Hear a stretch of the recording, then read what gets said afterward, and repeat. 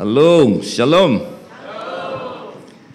Senang sekali bisa ada di sini pagi hari ini. Terima kasih Pastor Diki dan tim kepemimpinan ada untuk mengundang saya.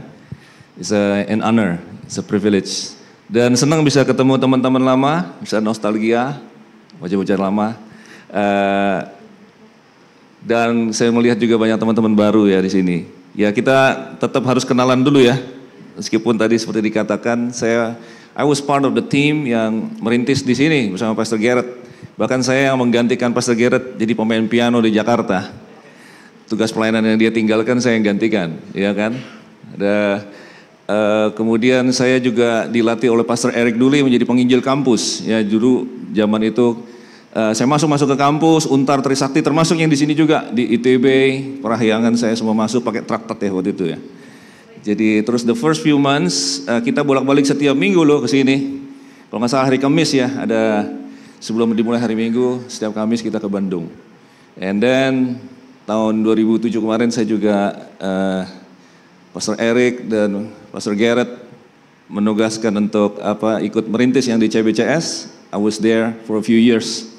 So we are family seperti katakan Pastor Diki, amen. Hari ini saya udah siapin juga slide untuk perkenalan kita supaya anak-anak zaman sekarang mengatakan kalau nggak kenal maka tak jadian katanya sekarang, ya kan? Bukan tak sayang lagi. Oke. Jadi ada foto-foto my family. Ya Sylvie nggak bisa bersama dengan kita hari ini karena saya adventure kemarin naik bus, jadi sendiri aja. Nah, so this is Sylvie. Tahun ini nanti Agustus kami sudah menikah 30 tahun. Ya, itu layak ditepukin tangan pada zaman ini. Kami dikaruniai 3 orang putri. Ya, saya yang paling ganteng di rumah. James Bond sendiri. Nah, anak-anak saya mau kenalin satu-satu. Yes, this is my daughters. Terbalik ini yang nomor 1 itu yang Ashley ini ya. Ini karena PowerPoint-nya di reformat. Oke. Nomor 1 ini Ashley.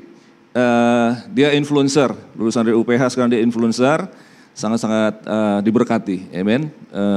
Ini saya tulis username-nya maksudnya follow gitu loh, maksudnya kode keras. Ya. Just kidding. Nomor 2, Gloria, dia dapat privilege untuk bisa kuliah di Inggris, di Newcastle, lulus, kemudian sekarang dia lagi kerja di London, di digital marketing company. I heard it's the largest in the world, Dentsu, sekarang di London. Nah yang ketiga ini ada 16 tahun, Angel ini lahir di Bandung. Ya. Nanti saya ceritakan ini saya dikasih privilege sama Tuhan punya 3 daughters dan juga merintis 3 gereja. Anak-anak saya ini lahirnya di kota berbeda semua. Ashley lahir di Bandung, di Medan. Waktu kami menggembalakan di Medan. Gloria waktu kami transisi di Jakarta, Angel lahir di sini. Jadi anak-anak lahir di 3 kota berbeda tergantung bapaknya tugas di mana. Gitu kira-kira ya. Nah, Angel baru masuk SMA dan sekarang dia jadi influencer juga, endorse produk dan lain sebagainya. Nah, Tuhan kasih ke saya kesempatan waktu single, merintis di Bogor. Gara-garanya ada 2 anak IPB, Institut Perantauan Bogor, ibadah di tempat kita. Jadi saya, thank you banget kalian dari Bogor. Oke, hari Kamis saya ke Bogor, kita bikin komsel. Dari 2 orang ini, original disciples, bertumbuh jadi 5, 9, kemudian 15 kami sewa rumah di Sukasari 3. Nah itu jadi center di mana teman-teman tuh ajak temennya lagi. Ya saya nyanyiin, sharing, yang bertobat kita bikin baptisan yang sangat sederhana. Kita baptis, yang digebukin sekampung saya tampung di rumah, gitu kira-kira ya. Jadi center dan kemudian bertumbuh. Jadi kira-kira 150 orang saya tinggal pergi ke Portland Bible College. Saya di Portland, kemudian pulang baru merit dan langsung merintis ke Medan. Di Medan jemaatnya 90% orang kita Batak. Ada orang kita Batak di sini, angkat tangan? Angkat tangan dong, Horas Jalagabe. Ya, amen. Horas. Jadi 2 disciples dari Bogor saya bawa ke sana. Sekarang giliran mereka yang menginjil di kampus-kampus. Juga kita sewa rumah lagi di sana, rumah tua gitu ya. Kita live together. I don't just preach to them, but live with them. Jadi kita kalau mau perlu ada lemari atau apa kita nggak beli jadi. Saya belinya papan, balok-balok, kita gergaji bareng, ada bonding. Istri saya masak, kita makan bareng. Grup musik kita set up dari scratch. Tembak langsung dari kampung kan nggak ngerti bagaimana. Saya masih ingat saya ngajarin tempo untuk pemain drumnya pakai panci. Tong tong tong gitu ya. Nah, that's what we did. Nah, mereka sudah tahu di Medan itu orang nggak terlalu bergaul antara yang Chinese sama yang Batak, ya kan? Jadi mereka heran. Suatu hari ada salah seorang bilang, Pak, pertama kali kami nengok Bapak, heran kami. Ngapain orang Cina ini ngurusin kami di sini? Akhirnya saya dikasih marga, Cinaga, oke? Sampai sekarang Cinaga, ya, oke? Yusak Cinaga. Saya kok ketemu Cinaga yang asli saya gemetar. Oh, sorry, saya KW, oke? Nah, itulah yang terjadi, oke? Yang terakhir di Bandung. Oh, nah hari ini saya ingin share. Jadi kita udah kenalan ya, boleh jadian? Oke ya. Saya ingin share satu topik dikasih oleh Pastor Diki tentang generations. Saya bahkan udah tulis buku tentang itu. Nah, bukunya isinya adalah 3+3 ini. Parenting 3 daughters, pastoring 3 churches. So as a parent and as pastor, I try to speak to the leaders, kepada pastor dan parents juga yang alami generational gap. Because apa yang terjadi sekarang dari pengalaman saya dialog sama anak-anak ini, mereka tuh beda banget cara berpikirnya sama Gen X saya ini. Dan terjadi satu gap generasi. Sudah tahu gap generasi itu beda dengan gap umur. Dari zaman kapan juga kita sama orang tua kita, sama nenek kita, apalagi beda umur pasti mikirnya beda, benar gak? Tapi gap generasi itu diciptakan karena adanya revolusi di dalam pokoknya digitalisasi dunia ini. Explosion of information. Jadi sekarang saya percaya menurut penyelidikan saya waktu saya tesis S2 dan kemudian saya konversi menjadi buku. By the way bukunya juga ada di depan. Nanti mungkin Pastor Diki yang bisa ngomongkan. Saudara, ada satu gap generasi yang terlebar di sepanjang sejarah menurut saya.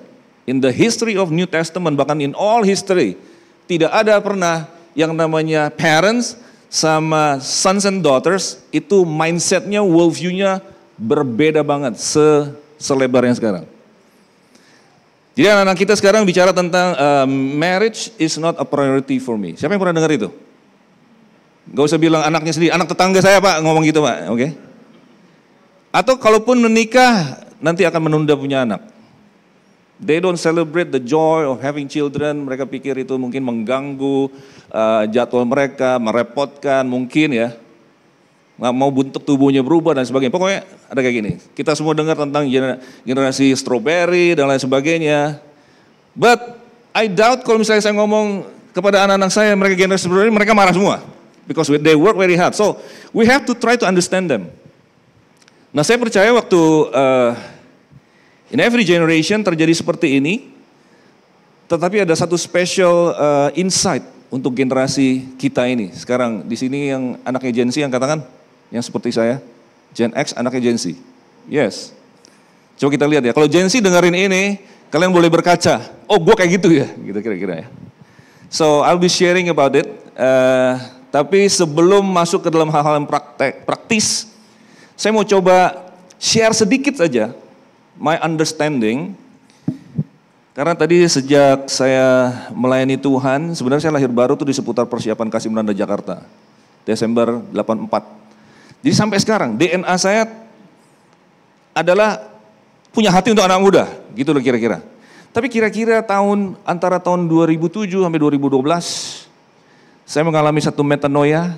Saya mau belajar firman Tuhan, kemudian saya melihat sesuatu sangat luar biasa. Saya tidak mendiskount saya punya pengalaman on fire for God, church planting, menginjil, bukan berarti itu salah, tapi now I see a more beautiful way to see the Bible, untuk melihat Kristus, untuk melihat the gospel.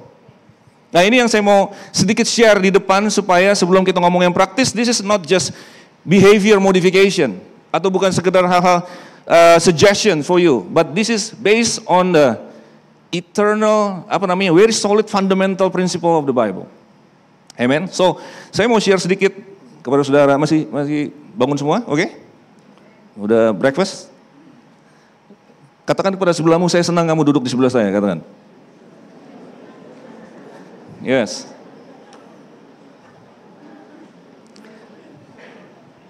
Ya, salah satu kita akan bicara tentang Rasul Paulus hari ini. Tapi tahukah saudara, peristiwa pertobatannya dia, ya kan, adalah salah satu example yang jelas bagaimana human effort atau agama itu kemudian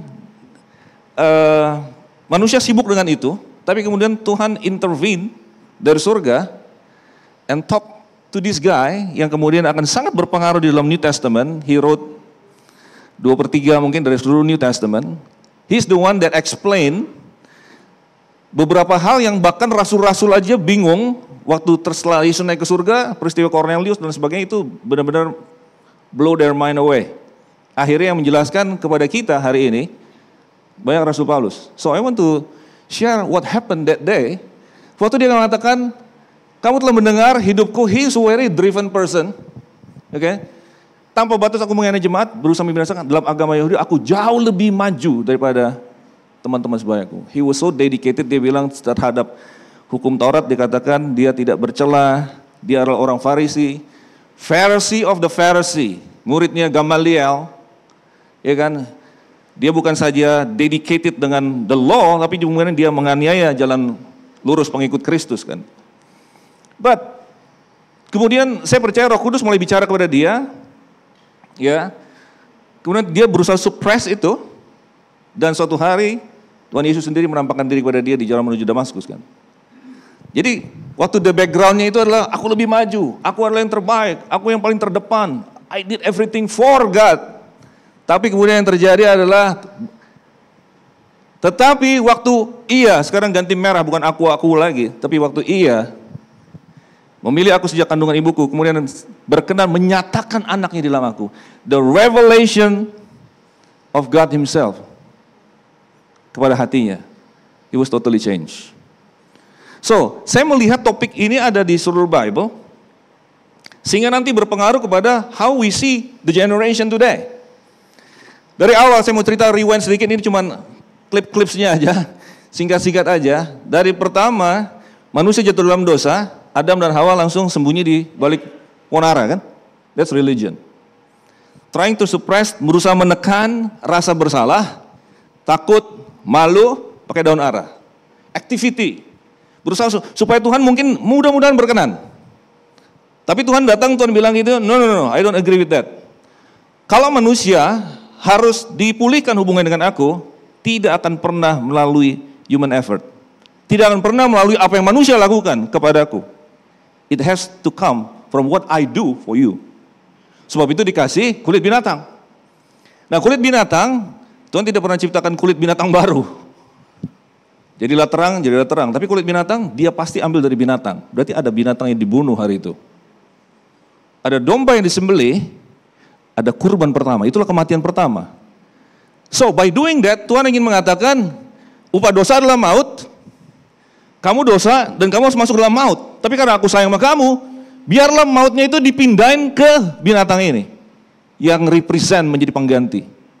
Sehingga oleh sebab itu setiap kali orang Israel kemudian hari membawa kurban, sebenarnya kurban ini dia mengatakan, sebenarnya aku yang layak mati, tapi kematianku ditransfer ke sini, supaya kesucian daripada domba ini menjadi milikku. Seakan-akan orang ini, si pembawa kurban ini dianggap benar. Nah, itulah yang Tuhan lakukan kepada Adam dan Hawa.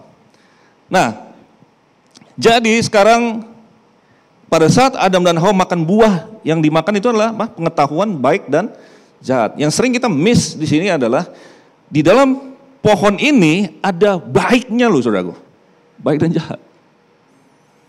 So it's not about baik versus jahat sebenarnya kehidupan ini. Akhirnya sekarang kalau we miss this original picture, kita akan tend to, even waktu kita sharing kepada anak kita, atau bahkan kita sharing di komsel, sharing di mimbar, kita narasinya adalah baik dan salah, menjadi moralistic preaching. Saya percaya kekristenan is not about moralistic. Saudara ingat tadi pohon pengetahuan baik dan jahat, lawannya apa? Pohon apa? Kehidupan kan? I want to use the podium ini sebagai ilustrasi. Saya anggap ini the cross, oke? Okay? This is after the cross, karena saudara baca dari kiri ke kanan kan? This is before. So, pohon pengetahuan baik dan jahat ada di sini, lawannya di sini adalah pohon apa? Kehidupan. Lawan dari kehidupan apa? Kematian. Lu boleh baik, tapi ujungnya adalah kematian. So why we preach moralistic? Anak muda, kamu gak boleh immoral, kamu jangan merokok, hati-hati. That's not the message of the gospel. The message of the gospel is ada kehidupan di dalam Kristus. Anaknya menyatakan kehidupan dimulai. No matter how hard Paul try, dia tetap adalah orang berdosa. Di Roma kemudian dia menyebutkan semua telah berdosa, kehilangan kemuliaan Allah. Amen. So JB3, when you do your mission in this city, your message should be Christ and Christ only. The beauty of Christ. The beauty of Christ akan produce life. Life itu akan menghasilkan moral excellence. Bukan kita sortir orang berdasarkan moral stance-nya. But we preach about Christ and Christ will produce in their heart moral excellence. So, moral excellence is the product, the result. Kita bisa lihat ini dari kasusnya. So, the whole Bible sebenarnya temanya adalah ini. That's what I saw about 12 years ago. Sejak saat itu saya nggak pernah di sini mengkondem people. Karena banyak message itu seperti we preach, tapi we condemn people, we try to disqualify people.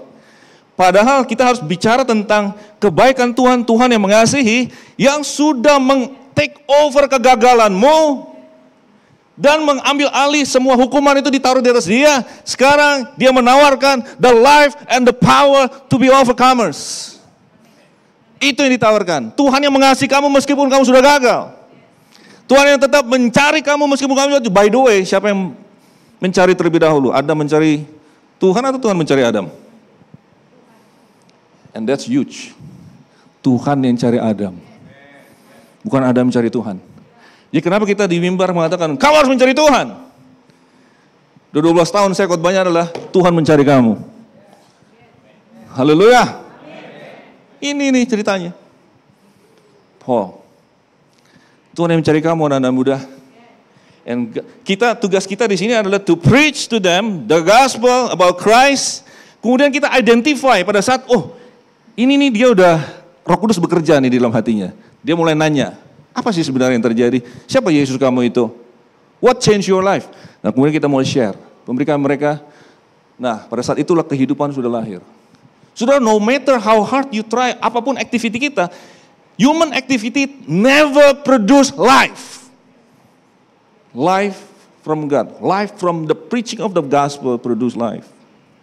Amen. Oke, kok saya jadi marah-marah pada seorang yang baik, saudara? Amen. Haleluya. Ini semuanya sampai ke sini. Pada saat kita baca kisah tentang misalnya anak yang hilang, itu sampai ke sana semua. Anak yang hilang kita bilang, yang satunya jual harta, ini very bad. Yang satunya padahal apa? Dia tetap di rumah, tapi kemudian dia waktu adiknya pulang, dia nggak mau masuk ke rumah. Dia juga sebenarnya dua-duanya lost. Sebenarnya yang terjadi ini singkatnya aja karena saya nggak akan bahas topik ini. Sebenarnya yang si bungsu itu adalah bad sinner, tapi yang tetap stay itu adalah good sinner. Yes? Good sinner is still sinner. Tapi dua-duanya ini adalah pohon baik dan jahat. You know the story is actually kita sebut itu the prodigal son. I disagree. Sebenarnya menurut saya, ini kesimpulannya langsung aja. The story, kalau sudah baca Lukas 15 itu ayat yang ke-11, dimulai dengan kata, ada seorang punya dua anak. Jadi sebenarnya tentang seorang itu atau tentang anak? Seorang, jadi siapa? Tentang bapaknya kan? It's not about the son. Menurut saya, harusnya judulnya adalah The Prodigal Father. Kata prodigal itu adalah orang yang kebangetan, keterlaluan di luar batas, bisa negatif, bisa positif. Tapi dalam cerita ini, Tuhan Yesus berusaha cerita tentang a prodigal father, bapak yang kebangetan sayangnya. Yang adalah sebuah kehidupan yang kemudian si good sinner dan bad sinner ini harus menerima message ini. Karena yang kalau kita berkutat dengan ini, maka kita akan gampang menjadi seperti the good sinner, the older brother, yang mengkondem the bad. Oh, di Bandung ini semua nih, gereja sih banyak tapi tempat yang gelap juga banyak di sini di Paschal. Kita comparing ourselves with them seakan-akan we are better than them. No, the message of the gospel is we both need the life. Oh, sebab itu bagaimana anak-anak ini bisa dapat? Nah, Tuhan Yesus kan jelas ini kepada orang Farisi kan. Jadi dia cerita tentang ini. Jadi lihat itu the father, waktu si yang bad sinner-nya pulang, mungkin saudara-saudara yang lain, orang sekampungnya akan mengatakan, anak durhaka ngapain ditungguin, berdiri di atas setiap hari ngeliat nungguin. Dia pites aja, penggal aja, gebukin aja. Yang layak digebukin, yang layak di disown, dia pas datang dikatakan bring the best coat. Bawa jubah, bukan saja jubah saudaraku. Pertama saya sadar ini saya nangis. Jubah yang terbaik. And wow, prodigal father, kebangetan banget bapak kayak gini. And that's the message. Saudara tahu, pada saat dikatakan dia dikasih sandal, nanti sih message kayak begini, oh Tuhan yang terlalu baik kayak begitu sih. Kita kompromi dengan dosa dong, kita membiarkan dosa. License to sin. Tuh, lihat ini, sendalnya itu, berarti dikasih sendal, berarti dia bisa pergi lagi. Dan dikasih cincin, sudah tahu cincin? Cincin ini bukan gaya-gayaan kayak kita sekarang. It's a signet. Yang setara dengan meterai dan tanda tangan pada zaman ini. Yang berarti, dia bisa stamp, ceknya keluarga, and he can cash out money again. But the prodigal father said, welcome that boy. That's the message you need to preach in Bandung. Berikan suara kemuliaan bagi Tuhan kita. Amen. Part of the problem with Gen Z sekarang adalah they are reacting to us, the leaders, karena kita mix up ini. We talk about, jangan tato. Well, saya nggak ada kepentingan untuk membela diri karena saya juga nggak tato dan saya tidak akan tato. Tapi saya percaya pada saat kita condemn mereka pakai Old Testament Scripture, this Gen Z, our children, they are smart, you know. They can Google everything yang kita bilang. Emang benar kayak begini? Oh, this is fashion, mereka bilang. Kenapa pakai ayat Perjanjian Lama? Kitanya juga yang salah. Kalau kita pakai ayat Old Testament Scripture to condemn behavior, kalau kita bilang tato nggak boleh caca-caca, berarti saudara juga nggak boleh makan pork. Bajumu nggak boleh campuran dua jenis kain. Jumat jam 6 masuk kamar. Sabat. Mau? No, so we mix up. We as the leaders juga membuat kesalahan itu sehingga they're reacting. Sekarang, how can this message of life itu yang kita fokus on? Amen. Masih hidup semuanya? Haleluya. So, the first time this guy yang tadi, teacher of the law, murid Gamaliel, pertama kali dia jumpa Tuhan Yesus, dia langsung meneruskan ke Damaskus, buta 3 hari. Baca kata 3 hari, semua di Bible itu ada hubungannya, saudara. Ada kode-kode keras, ada paralel, ada message-message yang dimunculkan. 3 hari. To cut the story short, Tuhan panggil Ananias. Ananias, saudara, ini kita kalau udah sering baca cerita ini udah nggak nendang lagi sama kita, tapi kalau ada orang seperti Paulus gini, orang yang violent, bunuh orang dan sebagainya, tiba-tiba bertobat di Bandung, saudara ditelepon oleh Tuhan Yesus, saudara disuruh follow up, saudara kira-kira responnya gimana? Ini setara dengan, nggak usah disebut di sini direkam atau enggak? Setara dengan yang berisik-berisik itulah. Tiba-tiba terima Kristus. Suruh follow up. Inilah kira-kira Ananias, dia argue sedikit sama Tuhan, tapi akhirnya dia pergi juga. Selalu saudaraku Tuhan Yesus telah menampakkan diri kepada aku di jalan, menyuruh aku kepadamu. Ananias tumpangin tangan, and Paulus kemudian buka dan dia melihat lagi. Sudah tahu arti kata Ananias? Namanya Ananias ini sebenarnya dengan John atau Yohanan itu kan mirip-mirip. Ini sebenarnya arti namanya Ananias adalah the grace of God. Paul, this young man Saul, was dedicated all his life to the law. Waktu Yesus menampakkan diri, mengimpartasikan kehidupan itu, kehidupan muncul, waktu dia matanya dicelikan, the first thing he saw when he opened his eyes was the grace of God. Amazing. He was totally changed, become the preacher. He is the grace preacher, preacher of the gospel of grace. Lalu Tuhan kasih seorang bernama Barnabas, karena dia ditolak kan, gak diterima, kemudian dia pulang kampung ke Tarsus. Siapa yang kemudian memulihkan dia? Ada seorang bernama Barnabas. So, ini ada terkait dengan satu cerita, how to father the next generation. Dari pengalaman ini, ada dua orang ini father Saul, the young Saul. Kita mau teruskan, kita melihat what happened next. Pada saat gilirannya, Paulus kemudian sudah di Antioquia, diajak oleh Barnabas ke Antioquia, kemudian diutus the first missionary journey. Jadi ini masih muda nih, masih baru. Oke, before that, saya nggak tahu waktu saya, tinggal 10 menit lagi. Oke, I have to continue. Dia ada bentrokan sama si Barnabasnya kan, karena gara-gara John Mark. John Mark, nanti saya cerita tentang John Mark, tapi John Mark itu ikut dari, diutus dari Antioquia, kemudian di tengah jalan dia minta pulang. Baru pertama kali stop di Pamfilia, dia minta pulang. Paulus nggak sabaran ya main kayak begini. Yang tipe-tipe yang kayak begini, gak bakal masuk ke tim gue lagi.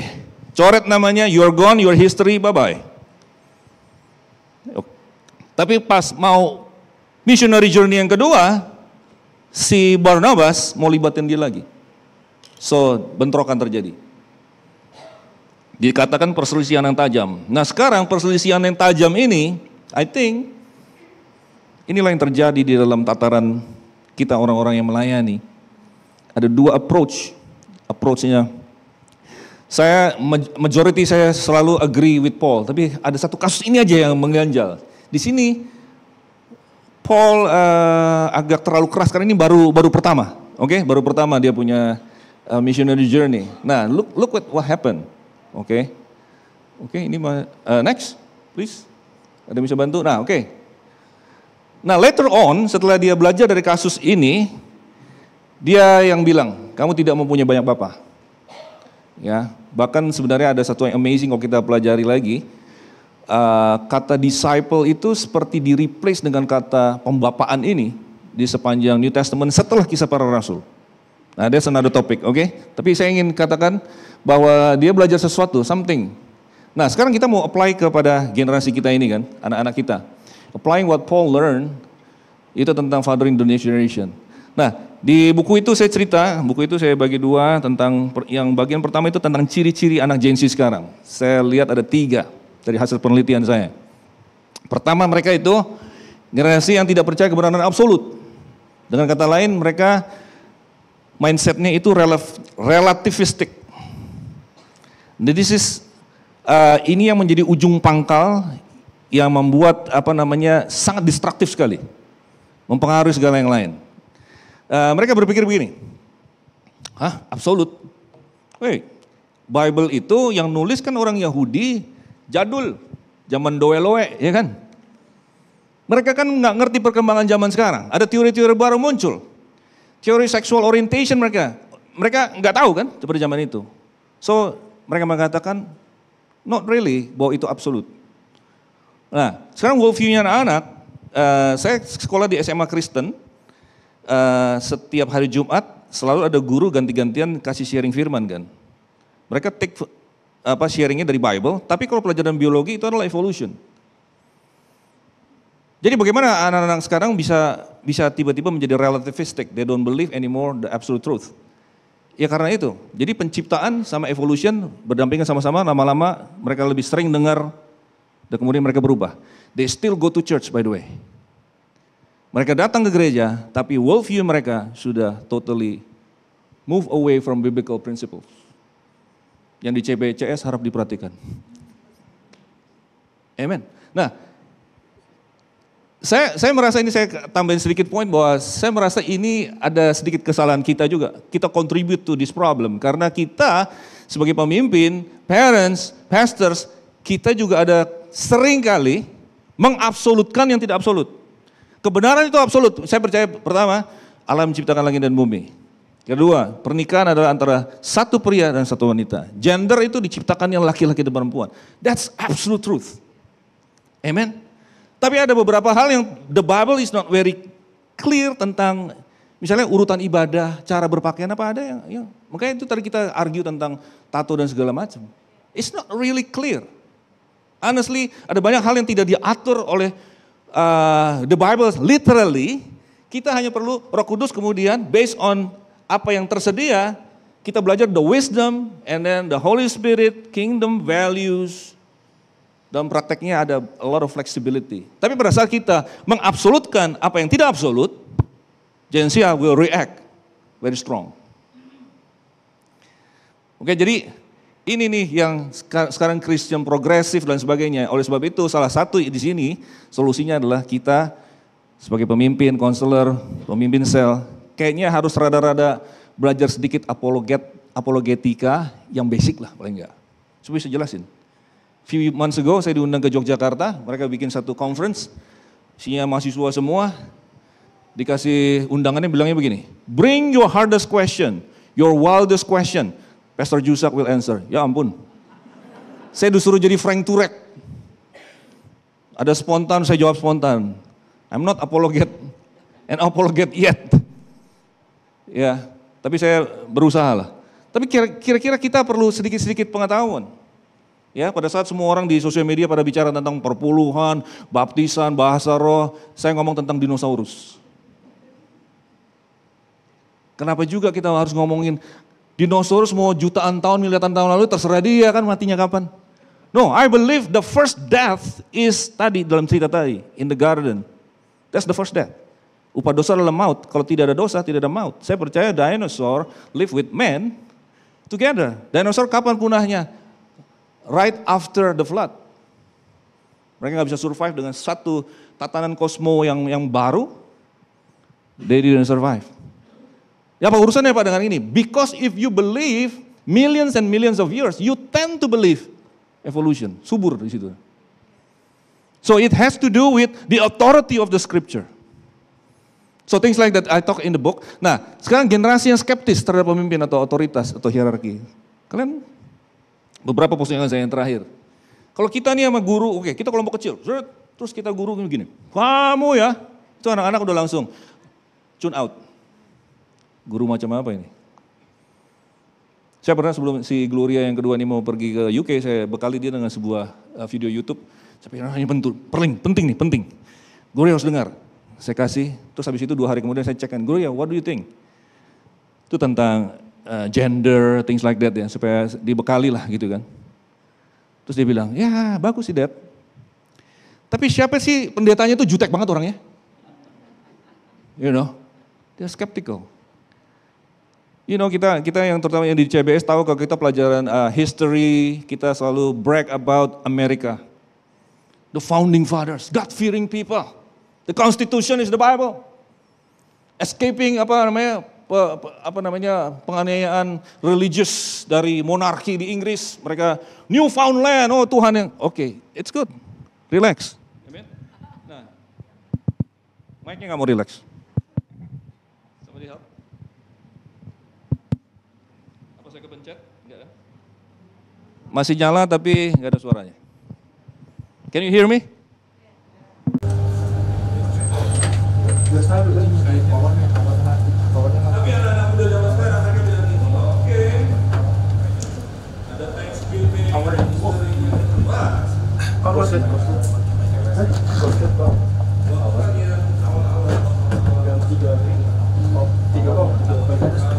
masih akan dia status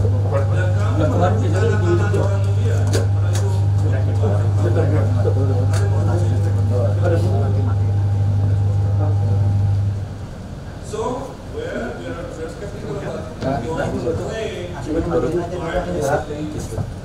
ada progres dari oke, sudah masih kan ikut kan? Sudah. topik yang kayak gini ini yang saya bawa untuk saya bikin konser pandemi. Wah, kejadian lagi. Oh, dia belum kan? Belum kan? Aduh. Tetap record aja. Oh iya. Jadi saya bicara tentang BLM, saya bicara tentang Listrik kan nggak stabil sih. original design, saya bicara tentang penciptaan dan sebagainya. Anak ini perlu dengar, karena mereka skeptis. Suatu hari anak saya masih kecil, Angel, saya kalau pagi masih antar dia ke sekolah, saya udah siapin sharing, tahu dia, wah, yang berdiri, oke? Tapi kemudian dia tidak direkam, dia bawa anak dia sekarang, dia mau ngomong, jangan terlalu dihakimi. Zaman kita menghormati orang tua kita dengan cara diam dan oke. Dan Gen Z tidak penting. Buat mereka itu juga tidak hormat. Sama sekali. Karena mereka ingin tahu kebenaran di mana dan mereka punya definisi yang harus dilontarkan. Jadi kita harus tahu bagaimana engagement mereka juga dan saya itu lah. Dan kan saya sudah bertemu dia. How can you be so sure supaya ditulis di Alkitab itu benar-benar terjadi? Emangnya pernah ditemukan tengkorak raksasa di Israel? Udah kalau ditanya kayak gini, wah anak gua lagi proses. Terus dia bilang, kenapa juga Tuhan nggak pernah berulang laut lagi seperti waktu itu? Iya. Kita perlu ada self-indicating ourselves untuk bisa engage kayak gitu. Tapi yang pasti jangan marah dulu, jangan curiga dulu. Kita frame ini sebagai belajar bersama. Emang kemarin gitu. Ya, mereka nggak suka lecture. Mereka terpingin belajar bersama. Kita juga kan sudah sempurna juga. Oh, karakter kita udah benar semua sini. Kita juga. Kita belajar bagus mereka. Oke. Nah, interestingly ada satu ciri lagi yang ketiga yang saya temukan. That's authentic. Community desire to experience community. Hanya saja ada salahnya juga mereka define experience itu berbeda. Dan komunitas, saya nama komunitas, what kind of community? Saya kadang-kadang ngobrol dengan pastor-pastor muda, saya bilang, cara kita menamakan kita punya komsel aja itu udah berpengaruh. Kok kita namain komsel kita itu sangat-sangat religious. Ya saya nggak mau sebut dari sini, ada beberapa contoh tersinggung ya kan. Pengistilahannya seringkali kita gini, kita bikin nama yang penting buat kita. Buat kita itu penting karena itu ada di Bible segala macam. Tapi buat mereka nggak penting. So they don't take the bait. Sebab itu saya pas masuk sosial media ini, saya tim saya itu bukan pada bukuan. Saya punya konten ya, saya setiap kali mau syuting saya siapin, gua mau ngomong ini, saya sharing dulu ke mereka kan, buat mereka tuh bagus aja belum bisa, aduh kayak gitu ya oke. Habis ini kita mau bicara tentang 3 detik yang pertama ngomong apa mas? Kan 3 detik pertama itu yang benar-benar akan membuat mereka mau dengerin. Kalau saya datang di TikTok saya bilang saudara-saudara yang kekasih di dalam nama scroll up.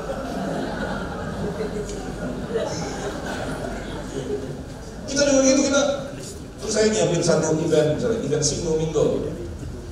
Saya bilang kita bikin kayak begini. Terus salah satu komite bilang oke. Saya bilang jangan saya sendiri. Kalian yang pastor-pastor yang umur 30-an 40-an sharing juga. Satu ngomong, saya akan siapkan materi tentang pernikahan bersama Alkitab. Saya bilang gak laku. Lalu saya kasih judul, saya usulkan judulnya gini aja. Jodoh bukan di tangan Tuhan. Baru mereka, oke. Jadi ini akan ada event nanti di SD, oke? Jodoh bukan di tangan Tuhan. Yang penasaran boleh datang. Oke, sampai mana kita? Nah, ini akan based on this understanding akan berpengaruh kepada pendekatan kita kepada mereka. Kita mau pilih konfrontatif atau engaging. Engaging ini bahasa Indonesia lebih kayak merangkul gitu. I believe nanti ya. Karena ini waktu singkat saya jadi langsung ke kesimpulan. Waktu itu Paulus sangat-sangat konfrontatif. Dan Barnabas choose a more engaging approach. That's what I want to encourage you to do. Amen. Masih hidup semuanya? Waktu saya tidak berapa sih jawabnya diam aja. Ntar saya tiba-tiba disuruh turun. Oke, sampai mana? Oke, next. Bantu aja. Oke. Nah, I want to tell you about the job mark. Saya nggak tahu gimana. waktu saya nulis buku itu, waktu saya baca cerita John Mark ini, I saw ciri-ciri James di dalam John Mark. Yohanes Markus, oke, Yohanes Markus. Sudah tahu, Yohanes Markus ini itu anak mama dari keluarga kaya di Yerusalem. Nah, sudah ini cerita Petrus pernah masuk penjara secara sempat, baru dibebaskan, terus dia langsung lari, diketok pintu, dia keluar, dia bukan dibukain pintu tapi malah ngomong sama mereka yang lagi doa di atas. Itu rumah gede banget, bisa ada pertemuan doa. Itu rumah John Mark. Mamanya namanya Maria, orang kaya di Israel. Bahkan ada yang mengatakan juga perjamuan malam terakhir Tuhan Yesus juga di sana. But anyway, dia anak mama dari keluarga kaya. Dan malam itu waktu Petrus keluar dari penjara, kemudian akhirnya dia masuk, ada pertemuan doa. Petrus kesaksian, John Mark masih ada di situ. Jadi dia lihat the jailbreaker hero, dimana semua pintu tiba-tiba terbuka, rantainya copot, ya kan? Belum ada teknologi sensor matic, pintu terbuka semua di Pak Petrus. Wah, luar biasa, Pak Petrus, ya kan? Dan everybody, semua mata di persekutuannya udah bilang, wow, ini anak kecil John Mark ini future leaders. Ini pasti jadi hamba Tuhan luar biasa. Makanannya aja kesaksian Pak Petrus, ya kan? Ini pasti jadi hamba Tuhan besar, calon hamba Tuhan besar. But anak ini mengalami pengalaman-pengalaman yang traumatik di masa lalu. Sudah pernah baca cerita di Injil tentang anak muda yang waktu Yesus ditangkap di Getsemani, ditangkap kemudian pakai kain linen, kemudian dia kabur dengan telanjang. Pasti kalau baca Alkitab bolak-balik kita pernah lewatin ini, cuma kita skip. Nah, saya percaya cerita itu si pemuda itu yang lari telanjang, ini ada banyak interpretasi ya. Kalau sudah bukan itu pasti ada banyak yang ngomong yang lain, versi yang lain. Tapi menurut saya itu adalah John Mark sendiri. Dan itu adanya ceritanya cuma di The Gospel of Mark. Jadi dia nyatain diri sendiri tapi dia nggak sebut itu dia. What happened that night adalah dia kayaknya kalau Tuhan Yesus KKR kemana-mana dia selalu ikut. Apostol, wah mujizat terjadi, orang lumpuh berjalan, orang buta melihat. Ya kalau kita kecepatan bisa salah orang buta berjalan, orang lumpuh melihat. Itu mah bukan mujizat itu. Jadi, tapi malam itu John Mark melihat Yesus ditangkap, semua pada kabur.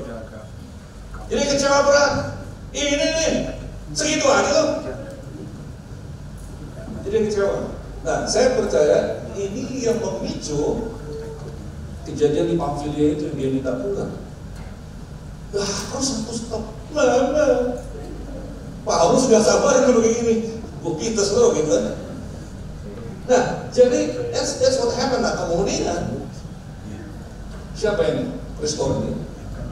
Barnabas sejak di Kisah 4 disebut the son of consolation, yang anak penghiburan. Dan by the way, tadi kan kita diceritakan klinik pemulihan Barnabas ini salah satu kliennya, salah satu alumni-nya adalah Saul sendiri. Itu kan ada restore Paul dari dia. Jadi Paul sendiri alumni. Dan kemudian by the way, kebetulan Barnabas adalah paman Yesus. So dia di-restore klinik dengan Barnabas. What happened next? Kita fast forward ke kitab yang terakhir Paulus tulis next. Yes, the fruit of this approach adalah Paulus ngomong, jemputlah Markus. This is John Mark. Dan bawa lagi kemari karena pelayanan pemulihan sudah terjadi. Sehingga ada value di dalam John Mark ini. Kemudian dia menjadi asisten Paulus dalam pelayanan tadi, oke? Dan dia menjadi ghostwriter-nya bagi Petrus 2.0. Petrus bukan yang kabur-kaburan, Petrus bukan yang menyangkal lagi. Petrus yang sudah berstop. Kita curiga bahwa dia sebenarnya buta huruf. Nelayan yang majority of Jewish people di first century buta huruf. Cuma Paulus dia yang jago kan. Jadi Petrus ceritain, terus tulis ini. I believe dia nulis ini. Dan kemudian dia juga tulis Injil Markus. And yes, the Gospel of Mark yang sering kita baca itu adalah the same guy, John. Apa ada pemulihan itu? Kita nggak punya Injil Markus. Baiknya dia adalah sebenarnya yang pertama. Yang lain-lain suka berifer kepada wow, amazing kan? Gara-gara engaging, gara-gara accepting, restoring. Bukan sekedar konfrontatif, apalagi konfrontatif yang ngawur, mencampur-campurkan yang absolut ini. They roll up their eyes kepada kita, para pemimpin. Let's go down and meet them where they are. Saya percaya. Next. In Jesus name. Belum. Yang di belakang harus tolong saya. Oke. Jadi saya percaya ini. Gen-Z zaman ini adalah Markus abad 21 yang merindukan Barnabas di dalam kita. Ini surat pemulihan bagi Tuhan kita. So we preach life, we preach Christ, we preach the gospel, rangkul mereka. Yaitu Tuhan Yesus selalu jadi sahabat orang berdosa. Itu adalah bully, itu adalah accusation, tapi itulah yang the spirit adalah dia. How come the most holy person come down and each city, di setiap kota dia langsung mau ketemu dengan the worst sinner in the city. JB3 harus bisa merangkul orang sedosa-dosanya di kota Bandung ini. Because what you present is life. Kita nggak menghakimi mereka dulu dari oh yang kayak begini mah nggak mungkin. Nggak mungkin bisa bertobat ini. Hey, this is all we're talking about. So saya percaya hanya adopting this mindset that we will reach Jesus. Saya percaya kemarin aja milenial sudah merubah dunia dengan startup company-nya lah segala macam. Saya percaya Gen Z among the Gen Z Tuhan akan raise those who become world changers. Anak-anak kita nih sekarang kita roll up our eyes kepada mereka dengan gaya-gayanya mereka, sikap mereka. Sebenarnya Tuhan lagi bekerja. We identify waktu Roh Kudus datang. Tuhan menyatakan kepada mereka. Kemudian pas mereka nanya kita jawab, kita baru bapakin mereka, release them. Memimpin bersama dengan mereka. Let them lead the greatest revival. Haleluya. Beri soal kemuliaan bagi Tuhan kita. Saya mau berdoa. Mari kita berdoa. Tuhan Yesus, terima kasih untuk pagi hari ini kami bisa belajar daripada firman-Mu. Aku berdoa the life from You flow to revelation tentang Christ. Dan Tuhan Kau yang equip kami sebagai orang tua, sebagai pastor, sebagai pemimpin untuk bisa merespon terhadap generasi berikutnya. Dan kami mempercayai anak-anak kami kita mengalami pewahyuan dari Tuhan, mengalami life transformation, dan mengalami Tuhan bahwa Engkau memakai mereka untuk memimpin kebanggaan rohani sangat luar biasa di akhir zaman. Terima kasih Tuhan untuk JB3, terima kasih untuk Pastor Diki dan semua tim yang ada. Terima kasih untuk anak-anak kami dan juga para orang tua, para guru. Tuhan ada di tempat ini. You will anoint them to carry the mission untuk sepanjang tahun ini. Menjadi berkat bukan saja di kota ini, tapi seperti nama mereka menjadi berkat bagi bangsa-bangsa. Di dalam nama Tuhan Yesus. Yang percaya katakan Amin.